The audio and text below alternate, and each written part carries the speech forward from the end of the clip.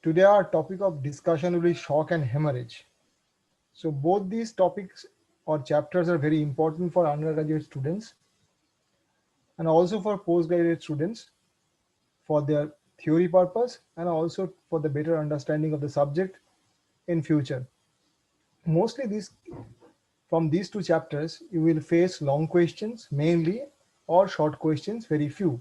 So a question may come as define shock, give the etiological classification of shock, describe the pathophysiology or pathogenesis, and the management of septic shock. All of the questions can come in a group together or also can come singly. So there are many definitions. The best definition is shock may be defined as inadequate delivery of oxygen and nutrients to maintain normal tissue and cellular function. Apart from that, another definition is shock is a systemic state of low tissue perfusion which is inadequate for normal cellular respiration.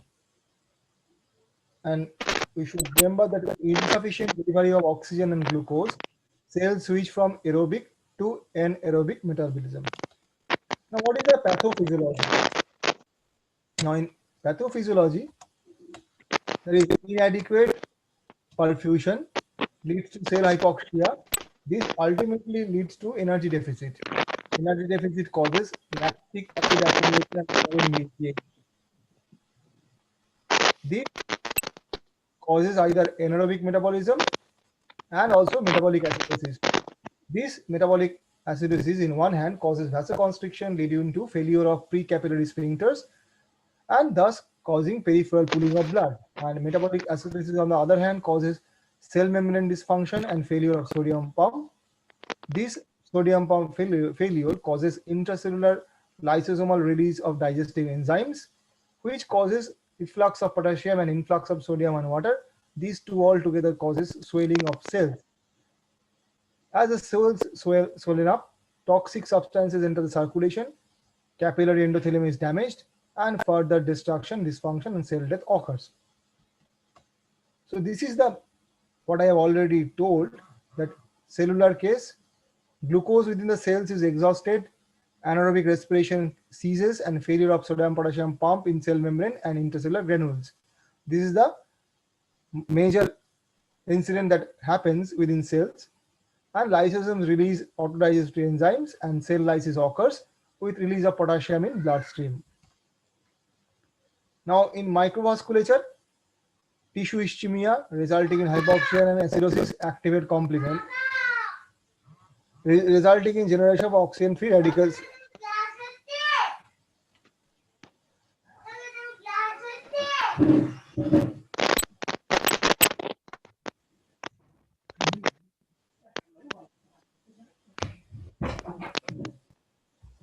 Hypoxia and acidosis activate complement, resulting in generation of oxygen-free radicals and cytokine release. Injury to capillary endothelial cells, damaged endothelium becomes leaky, allowing fluid to leak out, causing tissue edema. Next is systemic. Now there is a what is pathogenesis? In systemic, there are different effects on different systems, namely cardiovascular. Uh, Shock leads to decrease in preload and afterload. Baroreceptor response leads to increased sympathetic activity, which ultimately causes tachycardia and vasoconstriction only in except in septic shock, where apart from vasoconstriction, initially there will be vasodilatation. There will be metabolic acidosis, and increased sympathetic response causes increased respiratory rate. CO2 excretion increases, leading to compensatory respiratory alkalosis. These are the ultimately there may be a chance of acute lung injury. This is the pathological effect on respiratory system and lungs. Shock has also an immense effect on renal function. Decreased renal perfusion leads to reduced filtration at glomerulus, which ultimately causes reduced urinary output, and it causes activation of renin angiotensin aldosterone axis, which causes vasoconstriction, thus again increasing sodium and water absorption by the kidney. In endocrine function, vasopressin is released from hypothalamus in response to decreased preload, results in vasoconstriction and reabsorption of water in renal collecting system. Again, this causes cortisol release from adrenal cortex, leading to sodium and water resorption. So all these are ultimately pointing towards the same phenomena again and again. There is a term known as ischemia reperfusion syndrome. During systematic hypoperfusion, organ damage occurs due to tissue hypoxia and activation of inflammation. Further injury occurs when normal circulation is restored. Acid and potassium can lead to myocardial depression, vascular dilatation, and further hypotension. Cellular and humoral elements activated by hypoxia are flushed back to circulation, causes endothelial damage of lung, kidney, leading to acute lung injury, acute renal failure, and ultimately multi-organ failure. This can be prevented by reducing extent and duration of tissue perfusion. That is the management part also. Now, there are phases of shock. There are three phases: phase 1, phase 2, and phase 3. In phase 1, there is a compensated phase, that is, organ function can be maintained. Phase 2, uncompensated, organ dysfunction started, vital signs are started deteriorating, and lab values are abnormal, but it is a reversible phase. Phase 3, if the phase 2 goes unchallenged, then you can have irreversible phase from where the patient goes to MODS, that is multi-organ dysfunction syndrome. Ultimately, death occurs. Now, there is a chart. In compensated phase, lactic acidosis is there. Urine output, consciousness, respiratory rate, all are normal. Pulse rate may be increased, but to a mild in degree, and blood pressure is normal. In mild case, lactic acid increases furthermore, urine output is normal. Patient is anxious, respiratory rate and pulse rate is increased, still blood pressure is normal. In case of moderate case, lactic acidosis is again increased, urine output reduced, patient becomes drowsy, respiratory rate, pulse rate both increased, and blood pressure, you have mild hypotension. If it is severe, patient is anuric, lactic acid is severely high, patient is comatose, respiratory is labored, pulse rate is increased, blood pressure, patient is on having severe hypotension, reading vasopressor agent. Now, classification of shock. Shock can be classified as hypovolemic, cardiogenic, neurogenic, anaphylactic, and septic. And again, there is another shock, there is endocrine shock. Now, this neurogenic, anaphylactic, and septic shock altogether is a group of shock known as distributed shock. Now, what are the causes of hypovolemic shock? Hemorrhage, burns, excessive diuretic use, fluid losses, vomiting, diarrhea. Underlying pathology is whole blood loss or plasma loss. Cardiogenic shock, myocardial infarction, dysrhythmia, blunt cardiac injury, valvular disease, end-stage cardiomyopathies. Loss of cardiac contractility and reduced cardiac output is the underlying pathology. Neurogenic cause, injury to the spinal cord, vasomotor center depression with drugs and emotional stress. Underlying pathology is decrease in venous return, poor distribution of blood. In anaphylactic shock, drugs, insect bites, stings, contrast media, blood transfusion, food, venom, etc. Decrease in venous return, poor distribution of blood. In septic shock, infection, patients receiving immunosuppressive therapy, malnourished. In AIDS and cancer, again underlying pathology, decrease in venous return, poor distribution of blood. Now, this is the pathophysiology of all the obstructive type of shock, that is hypovolemic, septic, and cardiogenic, in a same table. That is, in hypovolemia and in septic shock, you will be having effective circulating blood volume is reduced. All these together causes reduced venous return to heart. Now, this leads to decreased cardiac output. Again, cardiogenic shock causes decreased cardiac output, and cardiac output is associated with decreased blood flow to the organs, and there is a decreased supply of oxygen. Patient will having anoxia and thereafter shock. So this is the pathophysiology in single frame of all three types of obstructive shock. Now, one of the most common question is about septic shock. Now, shock associated with sepsis syndrome is common cause of death in surgical ICU. Septic shock has different strata. So first is systemic inflammatory response syndrome,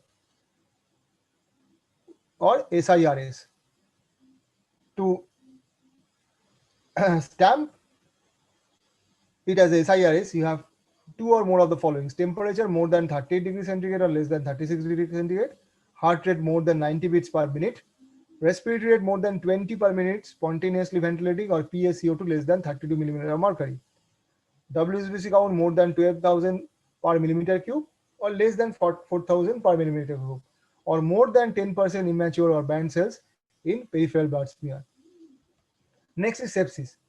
Same criteria serves, but with clearly established focus of infection is there.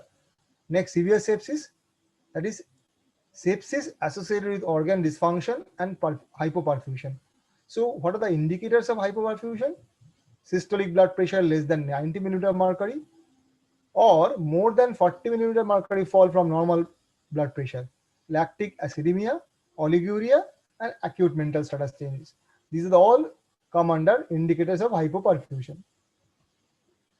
Next and last is septic shock. Patient with severe sepsis who are not responsive to fluid for resuscitation, requiring ionotropes or vasopressor to maintain the systolic blood pressure. So this is the pathophysiology of or pathogenesis of septic shock. There is infection, microbial toxins, host defense system is activated, there is inflammatory response. If it is adequate, then controlled infection, microbiological toxins cleared or neutralized, patient is survived. But if it is inadequate response or excessive response is there, uncontrolled infection, ongoing release of microbial toxin, tissue injury, shock and multi-organ failure, and ultimately death occurs. This is the pathogenesis of septic shock. And other things, that is at the cellular level, all the features are same. Now, how will you manage? First, resuscitation. First, culture relevant bloody fluids including blood. You may put for central venous or pulmonary artery catheter, infused balanced electrolyte solution of 500 ml in 15 minutes, monitor SBP for response. The fluid is mainly ring-lactate. If after 500 ml of bolus, patient remains hypotensive and CVP is 8 to 12 millimeter mercury, or pulmonary artery wedge pressure is less than 8 to 12 millimeter mercury, infuse another 500 ml of bolus fluid, repeat as needed.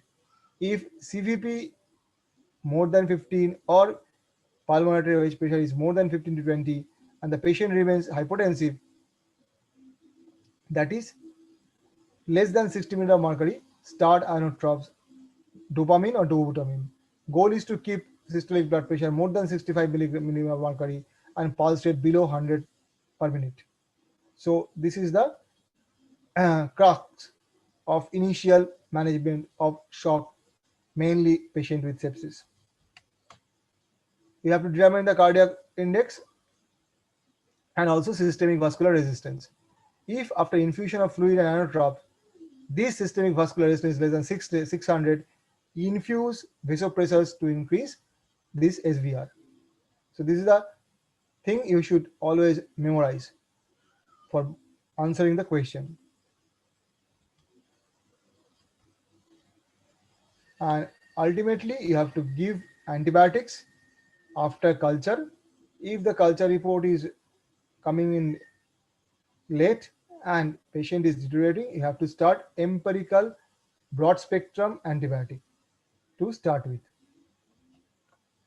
Now, it is a flow chart of hypovolemic shock, hemorrhage, dehydration, blood pressure is reduced, cardiac output reduced, heart rate reduced, stroke volume reduced.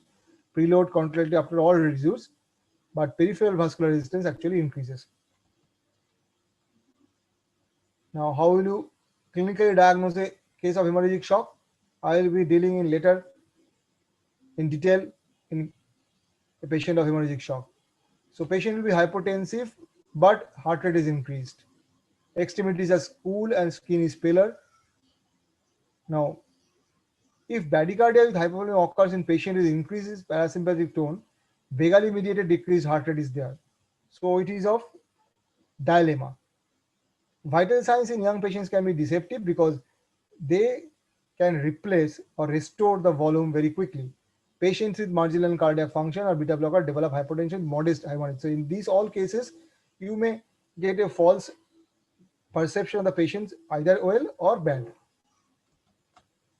Laboratory findings almost same, acidemia and lactic acidosis. You have to give crystalloid, colloid, blood and pressures. Now, in our setup, we always get hemorrhagic or hypovolemic shock due to some trauma or abdominal trauma. So You have to go for damage control surgery in patients with exsanguinating hemorrhagic shock. Surgeons follow the strategy to limit intervention during first operation to those that stops the bleeding, enable the patient to be resuscitated in ICU. Correction of body temperature, acidemia, and coagulation disorder. In shock patient, you have to always keep the patient warm so that hypothermia does not occur. Hypothermia leads to coagulation. This also leads to coagulation failure. This also leads to sepsis. Another thing, there will be abdominal compartment syndrome. That is, blood is collecting inside the abdomen and causing intraperitoneal pressure increase. Causes are ascites, bleeding in peritoneal cavity or retroperitoneum, secondary after massive infusion of fluid for resuscitation. Patients of abdominal compartment syndrome have an excessive volume of water, typically interstitial fluid in bowel wall, mesentery, and omentum. Indications of development of ACS are low urine output, tense and hard abdomen, development of respiratory distress. ACS is confirmed by measuring bladder pressure as a proxy for abdominal pressure. Now it is a flowchart of cardiogenic shock. There is a poor myocardial contractility leading to high venous pressure, which leads to fluid extravasation and edema. Despite normal or high BP, organs are poorly perfused due to reduction in the blood flow. Next, sympathetic overactivity leads to vasoconstriction in order to maintain BP. This is the cycle of cardiogenic shock. Common causes are MI, cardiac arrhythmias, valvular heart disease, myocardial injury, myocardial depression due to endogenous factors like bacterial and fungus agents, resistant sepsis, or exogenous causing by pharmaceutical agents, drug abuse. So this is a cause of all the obstructive shock. What are the causes in obstructive cardiogenic shock are cardiac tamponade, tension pneumothorax, and massive pulmonary embolus. Next is neurogenic shock. It is a again distributed type of shock, occurs after damage of central nervous system and such as spinal cord injury. Low BP due to decrease in systemic vascular resistance, resulting in pooling of blood to the extremities due to lack of sympathetic tone. Slow heart rate due to unopposed vagal activity. Now, what are the metabolic changes in shock? First, effect on cardiac metabolism. Compensated shock leads to hyperglycemia due to increased hepatic glycogenolysis. In decompensated shock, hypoglycemia due to hepatic glycogen depletion and increased consumption of glucose by tissues. Anaerobic glycogenolysis occurs. High blood levels of lactate and pyruvate is there. In protein metabolism, increased intracellular protein catabolism, conversion of amino acid to urea. Fat metabolism is also affected. Increased endogenous fat metabolism, rise in fatty acids in blood.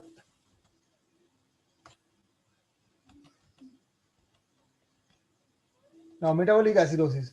Hypoxia leads to increased level of blood lactate, pyruvate, phosphate, causing metabolic acidosis.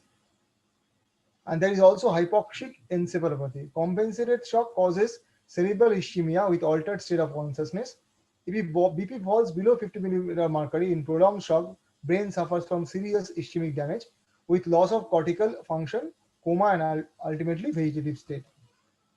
Now, what are the effects of adrenals in shock? It shows stress response in shock. It includes release of aldosterone, release of glucocorticoids from adrenal cortex and catecholamines from adrenal medulla. Adrenal failure or adrenal insufficiency can lead to severe shock. So this is in nutshell on discussion on shock. Mainly, first you have to define shock, you have to classify shock, you have to go for pathophysiology of shock as a whole and also for septic shock. Then pathogenesis of shock, then different stages of sepsis or septic shock. Lastly, management of septic shock, and also a few things about neurogenic and cardiogenic shock. Next, I will start with my second topic, that is hemorrhage. Now, this is also important. Now, again, the question comes, classify hemorrhage. How will you determine the amount of blood loss? How will you treat such patient with hemorrhagic shock? First, types of hemorrhage. First, you have to recognize the type of hemorrhage, whether arterial, venous, or capillary. Arterial hemorrhage, you all know, bright blood spurting as a jet. Next is venous hemorrhage. It is darker red and steady and copious flow. Next is Capillary hemorrhage. It is mainly in the form of oozing, but it can be very severe. Next is primary, secondary, or tertiary hemorrhage. Primary hemorrhage occurs at a time of operation or intervention. Secondary hemorrhage may follow primary hemorrhage within 24 hours, usually within 4 to 6 hours, and is mainly due to rolling or slipping of a ligature, dislodgement of a clot, or cessation of reflex vasospasm. Secondary hemorrhage occurs after 7 to 14 days and is due to infection and sloughing of part of the wall of an artery. Predisposing factors are pressure of a draining tube or drainage tube, a fragment of bone, and ligature in an infected area, or cancer. It is also a complication of arterial surgery and amputations. Next, whether it is external or internal. External hemorrhage is visible, internal hemorrhage is invisible. This is also known as concealed hemorrhage. Internal bleeding may be concealed as in rupture of spleen or liver, fractured femur, ruptured ectopic gestation, or in cerebral hemorrhage. Concealed hemorrhage may become revealed as in hematemesis or melena from a bleeding peptic ulcer, as in hematuria from a ruptured kidney, or via the vagina in accidental uterine hemorrhage or pregnancy. Now, this is another important thing, classes of hemorrhage. So according to some parameters, we have classified hemorrhage in 4 classes: class 1, class 2, class 3, and class 4. In class 1, blood loss up to 750 ml, that is 15% of the total blood. Pulse rate usually normal. Blood pressure normal. Pulse pressure is normal or increased. Respiratory rate within 14 to 20. Urine output usually more than 30 is normal. CNS or mental stress. Patient may be slightly anxious. Only crystalloid replacement is enough to make the patient feel good. In class 2, blood loss is 750 to 1500 ml.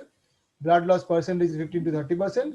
Pulse rate increase from 100 to 120. Blood pressure is normal. Pulse pressure decreased. Respiratory rate 20 to 30. Urine output is slightly reduced, 20 to 30 ml. And mildly anxious patient and crystalloid will do. In class 3, that is in the injury of long bones, blood loss is 1.5 to 2 liters, that is 30 to 40%. Pulse rate is 120 to 140. Blood pressure, urine pulse pressure, and urine output is decreased. Respiratory is increased to 30 to 40. Patient is anxious, confused. We may infuse crystalloid in blood. In class 4, that is in case of major bone injury or internal organ injury, blood loss is more than 200 ml, 2000 ml, that is more than 40%. Pulse rate is increased more than 140. Blood pressure, pulse pressure both decreased, respiratory is increased. Urine output is maybe anuric or in negligible amount of urine is there. Patient is confused and lethargic. Fluid replacement with crystalloid and blood is necessary to resuscitate the patient, and you need early intervention of the patient. So now, how will you determine acute blood loss? It is one of the question. Assessment and management of blood loss must be related to the pre-existing circulating blood volume, which can be derived from the patient's weight. In fact, it is assumed that 80 to 85 ml of blood is happening in per kg of body weight, when adult it is 65 to 75 ml per kg of body weight. How will you measure blood clot? If it is a blood clot, the size of a clenched fist is roughly equal to 500 ml.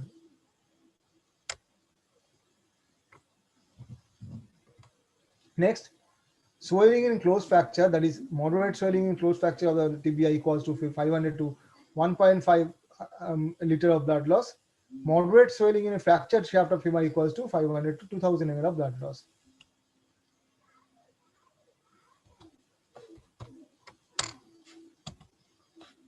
Next, we use swab in theater. So we have to weight the swabs. So blood loss can be measured by weighing the swabs after use and subtracting the dry weight. The resulting total obtained is 1 gram is equal to 1 ml. Is added to the volume of blood collected in the suction or drainage bottles. In extensive wounds and operation, the blood loss is grossly underestimated due to evaporation of water from the swabs before weighing each batch. Prompt transfer of discarded swabs into polythene bags reduces this source of error. Blood, plasma, and water are also lost from the vascular system because of evaporation from open wounds into the tissues, sweating and expired water via the lungs. Indeed, for operations such as radical mastectomy or partial gastrectomy, it will be necessary to multiply the swab weighing total by a factor of 1.5. For prolonged surgery via larger wounds, as in abdominothoracic or abdominoperineal operation, the total measured may need to be multiplied by 2. So in this way, you can calculate the amount of blood loss, though it is not accurate all the time. Next is hemoglobin level. This is estimated in gram per 100 ml or gram per dl. Normal values being 12 to 16 gram per dl. There is no immediate change in hemorrhage, but after some hours, the level falls by influx of interstitial fluid in the vascular compartment in order to restore the blood volume. We have to measure the central venous pressure, and continuous tissue oxygen tension should be measured. Now, how will you manage internal bleeding? You have to remember the ABC, that is airway, breathing, circulation. You have to give the patient high concentration of oxygen, acid ventilations, control external bleeding, and stabilize fracture. There is a term called RICE, that is resuscitation, investigation, clinical examination, evaluation. All these four can lead you to manage the patient, then also know the exact cause, and ultimately the proper and point focused treatment.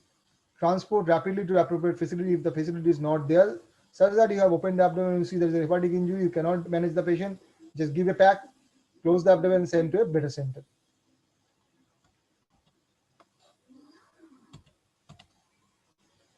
Now, in case of control of external bleeding, pressure dressing, that is use bandage to secure dressing in a place. Tourniquets may be also used. Final resort when all the other things failed. Used for amputations. There are other things also. Now, treatment of hemorrhagic shock. The primary treatment of hemorrhagic shock is the control of the source of bleeding as soon as possible and to replace fluid. In controlled hemorrhagic shock, where the source of bleeding has been occluded, fluid replacement is aimed towards normalization of hemodynamic parameters. In uncomplicated controlled hemorrhagic shock, in which the bleeding has temporarily stopped because of hypotension, vasoconstriction, and clot formation, fluid treatment is aimed at restoration of radial pulse or restoration of sensoria, obtaining a blood pressure of 80 mm of mercury by aliquots of 250 ml of reactivated vinegar solution. Next, when evacuation time is shorter than 1 hour, usually in urban trauma, immediate evacuation to a surgical facility is indicated after airway and breathing have been secured. Precious time is not wasted by introducing an intravenous line. When expected evacuation time exceeds 1 hour, an intravenous line is introduced and fluid treatment is started before evacuation. The resuscitation should occur before or concurrently with any diagnostic studies. Crystalloid is the first fluid of choice. Immediately administer 2 liters of isotonic sodium chloride solution or Ringer lactate solution. Fluid administration should continue until the patient is hemodynamically stable. As because crystalloids quickly leak from the vascular space, each liter of fluid expands the blood volume by 20 to 30%. Therefore, 3 liters of fluid need to be administered to raise the intravascular volume by 1 liter.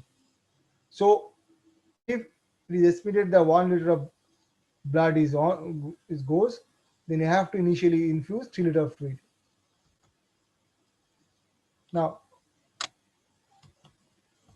next, alternatively, colloids restore volume in a 1:1 ratio. Currently available colloids include human albumin, hydroxyethyl starch, or hypertonic saline dextrose combination. The sole product that is avoided routinely in large volume restoration is the hydroxyethyl starch product mixed in 0.9% isotonic sodium chloride solution because it has been associated with the induction of coagulopathy. The other products can be used also. In hemorrhagic shock, hypertonic saline has the theoretical benefit of increasing intravascular volume. The combination of dextran and hypertonic saline may be beneficial in situations where infusion of large volume of fluid may be harmful. Such patients with cardiac problem or elderly one.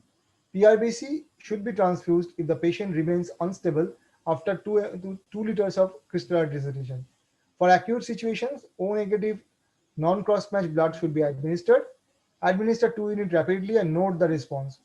For patients with active bleeding, several units of blood may be necessary.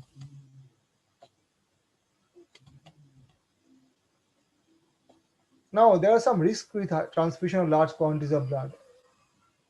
So, other things you can use are hemoglobin-based oxygen carriers. Clinical application has been limited by its toxic effect profile. If at all possible, blood and crystalloid infusion should be delivered through a fluid warmer. A blood sample for type and cross-matching should be drawn, preferably before blood transfusion. Start type specific blood when available. Patients who require large amount of transfusion inevitably will become coagulopathy. So always be aware of that. FFP generally is infused when the patient shows signs of coagulopathy, usually after 6 to 8 units of PRBC. Platelets become depleted with large blood transfusion. Platelet transfusion is also recommended when a coagulopathy develops. So these are in all nutshell about management of hemorrhage. So this is in conclusion of both shock and hemorrhage. So this is very important that you should know all these things. You may have short questions on SARS separately. Apart from that, usually question comes a long question from burns, shock and hemorrhage. Short notes only which is coming frequently are, that is SIRS. That is the important topic in these two chapters. So this conclude our topic on shock and hemorrhage.